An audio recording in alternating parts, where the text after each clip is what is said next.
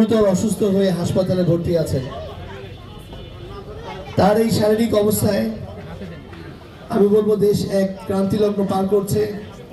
কেননা 17 বছরের ফ্যাসিস্টের নির্যাতনের পর 2024-এর 5ই আগস্ট দ্বিতীয় বাংলাদেশে জন্ম হয় সেই অভ্যুত্থানের মাধ্যমে, এবং অভ্যুত্থান পরবর্তী একটি কাঙ্ক্ষিত অবাধ ও সুষ্ঠু নির্বাচনের জন্য আমরা সারা বাংলাদেশ যখন উন্মুখ হয়ে আছে 2026-এ সেই সংসদ নির্বাচনের জন্য, এই অবস্থায় আমাদের জাতীয় ঐক্যের প্রতীক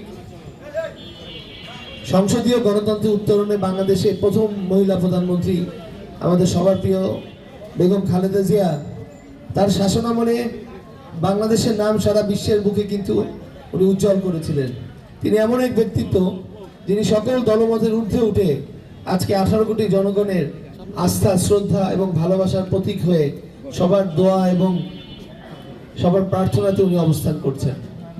ধর্ম বর্ণ নির্বিশেষে বেগম খালেদা জিয়া অত্যন্ত একটি প্রিয় মুখ, আমাদের সবার মা, যিনি কখনোই আপোষ করেননি স্বৈরাচার থেকে শুরু করে কোনো ধরনের অনিয়ম এবং অনীতির বিরুদ্ধে, যে নীতি দেশকে বিপথে নিয়ে যাবে, তিনি সবসময় গণতন্ত্র এবং দেশের মানুষের ভালোর জন্য আপোষহীনভাবে লড়ে গিয়েছেন।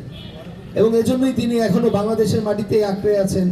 তার এই চিকিৎসার শেষ দিনেও তিনি ইশারায় ব্যক্ত করেছেন যে ইনি এই দেশেই থাকবেন, অর্থাৎ ওনার যেন শেষ নিঃশ্বাসটা এই দেশেই শেষ হয়।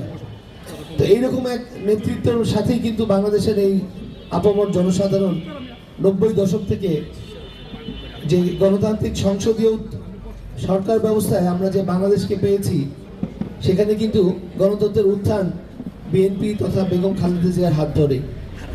বিএনপির প্রতিষ্ঠাতা শহীদ রাষ্ট্রপতি জিয়াউর রহমান, যিনি স্বাধীনতার মহান ঘোষক, তার হাত ধরেই খুব ক্ষণজন্ম অল্প সময়ের জন্যই আমরা জিয়াউর রহমানকে পেয়েছিলাম 1979 থেকে কেবলমাত্র 1981, 2টি বছর রাষ্ট্রপতি হিসাবে।